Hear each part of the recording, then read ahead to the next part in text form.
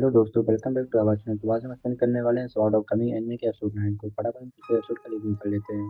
पिछले एपिसोड में Chang finger पंच technique को सीखने के लिए रेडी हो गया था, लेकिन ये टेक्निक चैंग फिंगर के लिए इतनी आसान नहीं थी। लेकिन चैंग फिंगर इतने आसानी से हार मानने वाला नहीं होता है, इसीलिए वो इसे अभी प्रैक्टिस कर रहा होता है। और फिर वो जैसे ही घर में आता है, वो वहाँ पे देखता है कि निंग ने जमीन पर एक गोला बनाया होता है। और फिर निंग चैंग फिंगर से बताती है कि बॉक्सिंग सीखने से पहले तुम्हें कुछ चीज़ों के बारे में जानना होगा। और वो एक एक और इसलिए वो उसे एक-एक करके बाकी चीज़ों के बारे में बताने लगती है। सबसे पहले वो उसे वॉकिंग स्टाइल के बारे में बताती है। और निंग कहती है, अगर तुम इसे आसानी से सीख लिया तो तुम अपने बॉडी को आराम से मजबूत बना सकते हो। और फिर निंग चैंग फिंगर को वॉकिंग स्टाइल करके दिखाती है, और फिर वो चैंग फिंगर से कहती है कि तुम भी इसे करने की कोशिश करो। लेकिन चैंग फिंगर इसे नहीं कर पाता और वो बार-बार जमीन पे गिर रहा था। ये देखकर जी गुई चैंग फिंगर का मजाक उड़ाने लगती है। और जी गुई कहती है कि मुर्गी तो तुमसे बच्ची है जो आराम से वॉक करते हुए दाने को खा लेती है। और फिर तभी जीगुई को एक आइडिया आता है। और फिर जीगुई चंगफिंगर से कहती है कि तुमने सही कहा था, मार्शल आर्ट को प्रैक्टिस करने के लिए लगातार मेहनत करनी पड़ती है। और फिर चंगफिंगर वहाँ से रिवर में जाने के लिए निकल जाता है। फिर देखकर निंग कहती है कि क्या तुम फिश बास्केट के साथ में प्रैक्टिस करोगे। इस पर चंगफिंगर कहता है, मैं तो इसमें केवल फिश को रखने के लिए लेके जा रहा हूँ। यहाँ पर निंग कहती है कि इसे कुछ भी सिखा पाना इतना आसान नहीं है, क्योंकि उसके पास अच्छी टैलेंट नहीं है। और वहीं हम देखते हैं कि एक लड़की ब्रिज के पास प्रैक्टिस करने के लिए आई होती है, जहाँ पर वो अपने लोगों से कहती है कि यहाँ की स्पिरिचुअल एनर्जी बहुत ही स्ट्रांग है, और इसीलिए मैं यहाँ प्रैक्टिस करने जा रही हूँ। और मैं चाहती हूँ कि तुम लोग यहाँ पे ध्यान रखना कि कोई यहाँ पे आ ना पाए। और हम देखते हैं कि वो लेडी वहाँ पर किसी वाटर टेक्निक को प्रैक्टिस करने के लिए चली गई थी। और हम देखते हैं कि वो एक नई जगह पे आ गए थे, जहाँ पर उसे उसके पीछे एक सफेद हॉर्स दिखाई देता है। और वो लेडी उस घोड़े को टच करने के लिए जाती है, तो उसे अचानक से कुछ ऐसा दिखाई देते हैं, और फिर देखते हैं कि उसे किसी ने डिस्टर्ब कर दिया था। और फिर हमें पता चलता है कि यह कोई और नहीं बल्कि कुशवान है। फिर वो लेडी गुस्सा हुए होते हुए कहती है कि मेरे मुंह को खराब करने की तुम्हारी हिम्मत कैसे हो गई। तो वो अपने लोगों से इसे मार देने के लिए कहती है, जिसके बाद वो लोग फाइट करने लगते हैं और कुशवान यहाँ से भागने लगता है। और वहीं उधर हम देखते हैं कि चैंग फिंगर रिवर में से स्टोन को कलेक्ट कर रहा था, जहाँ पर वो नोटिस करता है कि इनका कलर अब फीका हो गया है। और उधर हम देखते हैं कि वो आदमी अभी भी कुशवान का पीछा कर रहा था। और फिर हम देखते हैं कि जय फिंगर अपना टाइम वेस्ट नहीं करना चाहता था, इसलिए वो फिर से अपने पंच टेक को प्रैक्टिस करने लगता है। यहाँ पर इसे अपने आप में कुछ फर्क दिखाई देने लगा था। ये देखकर जय फिंगर और ज़्यादा प्रैक्टिस करने का कोशिश करता है।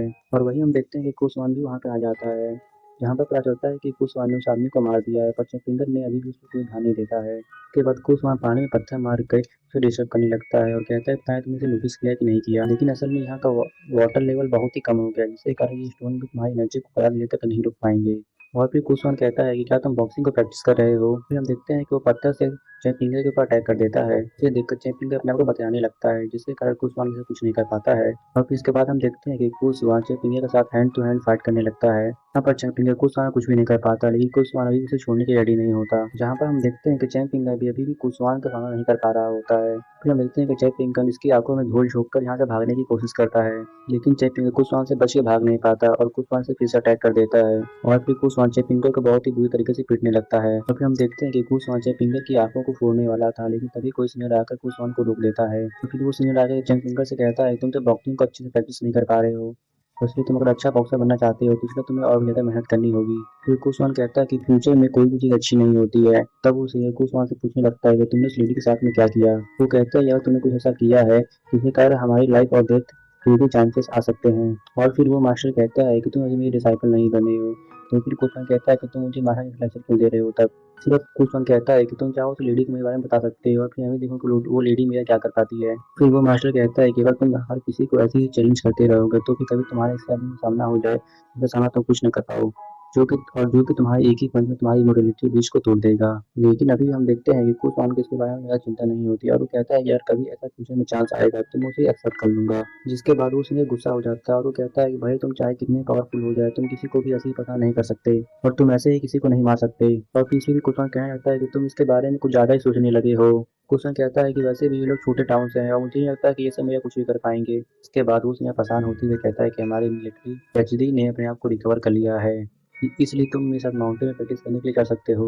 लेकिन इसके बाद में हम देखते हैं कि बाबा पिंग यहाँ पे आ जाती है, जिसके साथ में वो फेरी और वो लड़का भी था।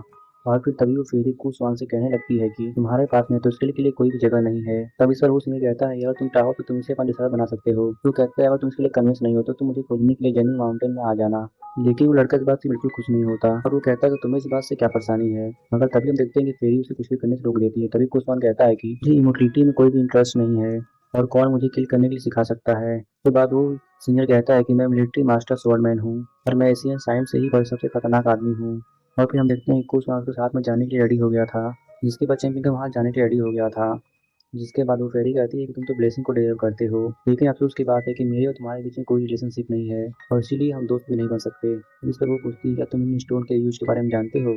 अब चैंपियन इस पे कहता है कि फॉर्चून टेलर ने मुझे इसके बारे में बताया था। तब इसका फेरी कहती है क्या तुम भी हमारे अंकल लू के बारे में जानते हो। फिर वो फेरी बताती है कि असल में अंकल लू हमारे ओरिजिन से नहीं है, बल्कि वो कई सालों पहले हमारे सेक्ट को विजिट करने के लिए आए थे और फिर कहने लगती है किसी वजह से हमारी उनकी जान पहचान है और इसीलिए हम उनको अंकल लू कहते हैं। जिसके बाद चैंपियन उस लड़की को एक स्टोन देते हुए कहता है कि अगर फ्यूचर में सीनियर लू आपसे मिले तो आप मेरे लिए उन्हें ये स्टोन दे दीजिएगा। जिसके बाद वो फेरी बचे पीने की बात को मानने के लिए रेडी हो गई थी और फिर बाओफिन भी एक स्टोन को लेने लगती है और फिर चैंपियन उसे अपने बैग में से स्टोन दिखाता है, कहता है तुम्हें जो पसंद है तुम वो स्टोन ले सकती हो। जिसके बाद बाओफिन भी एक स्टोन को ले लेती है और उसके बाद चैंपियन यहाँ जाने के रेडी हो जाता है। उसके बाद वो लड़का अपनी फेरी सिस्टर से कहने लगता है कि गुसान और चैंपियन के बीच में तो बहुत बड़ा डिफरेंस है, लेकिन इसके बाद भी तुम उसके साथ में रिलेशन क्यों बनाना चाहती हो। तभी हम देखते हैं कि क्वीन पे जासूसी कर रहा था, तभी वो लड़का ने पावर का यूज करके अटैक कर देता है। उसे पता चलता है ये तो फेम नियाव है, इसलिए वो उससे पूछता है कि तुम हमारे ऊपर जासूसी क्यों कर रहे थे। तब इस पर बासिया कहता है कि तुमने मेरी सीनरी को डिस्टर्ब कर दिया और मुझे लगता है कि ये तो वही फेरी है जिसकी सभी लोग तारीफ करते हैं। और फिर वो लड़का कहता है कि मैं जिसको अधिक मिस करता हूँ वो तो सुनजियाओ जी है, जो कि सिया माउंटेन से है। क्या तुम ये बात नहीं जानते कि फिडले गार्डन के साथ उनको दुश्मनी है। लेकिन उस पर बास यह कहता है कि तुम्हें शायद नहीं पता कि मुझे बस एक बार शॉर्ट स्क्रिप्चर को जीत जाने दो, जिसके बाद मैं फिर से जिंगजियांग माउंटेन में जाऊंगा और फिर देखूंगा कि फेरी शो को कौन रोकता है। तब से फेरी कहती है तुम्हारी सोच तो काफी सही है। उसके बाद वो सब यहाँ से चले जाते हैं। उसके बाद हम देखते हैं कि जैन सून उस लेडी के पास आया था, जहाँ पर उसे बताता है कि सियान ने अपने आर्मर को बेचने के रेडी नहीं है। मास्टर हुआन ने तो उसे अपने ब्रिज को भी पार करने से मना किया है। और तभी हम देखते हैं कि वो लड़की भी उस पर गुस्सा होने लगती है। इस पर वो लेडी और बेटी से कहती है तुम इतना गुस्सा होने की जरूरत नहीं है, क्योंकि वो आर्मर हमारे पास जरूर आएगा।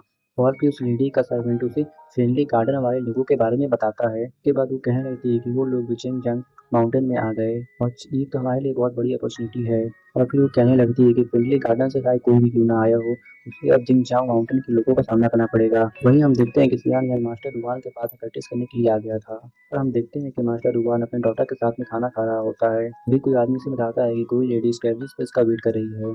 जिसके बाद सियान यान भी वहाँ पे जाने के लिए रेडी हो गया था। उसके बाद सियान यान यहाँ से दौड़ते हुए चला जाता है तो फिर वो मास्टर बेटी से कहता है कि हमें हर चीज के लिए परेशान नहीं होना चाहिए। सियान यान असल में एक स्वॉर्ड के जैसे है कि असल में बहुत अच्छा मटेरियल है, लेकिन इसके पास हार्डवर्क की कमी है और इसीलिए केवल एक ही अटैक से इसे बहुत ही आसानी से तोड़ा जा सकता है।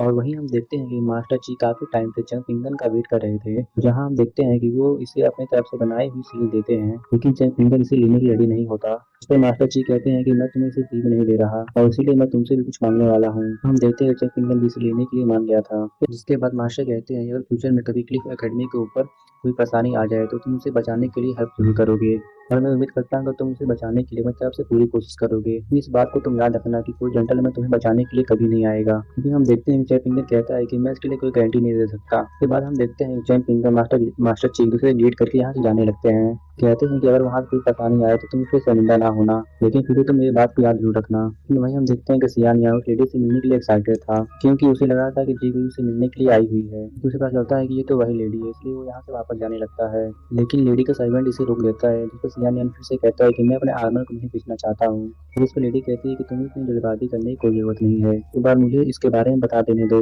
और वो कहती है कि मैं तुम्हें सिर्फ एक चीज़ के बारे में बताना चाहती हूँ कि मैं चेपिंगर को मारने वाली हूँ। उसके बाद हम देखते हैं कि सियान या लेडी से बात करने के लिए उसके पीछे जाने लगता है। फिर तभी उसे याद आता है कि उसके मास्टर ने ब्रिज को पार करने के लिए मना किया है। फिर सियान परेशान हो जाता है कि आखिरकार वो करे क्या। अगर आपको मेरा एक्सप्लेनेशन अच्छा लगे तो प्लीज़ हमारे चैनल को लाइक और सब्सक्राइब जरूर करिएगा। Thank you for watching my videos.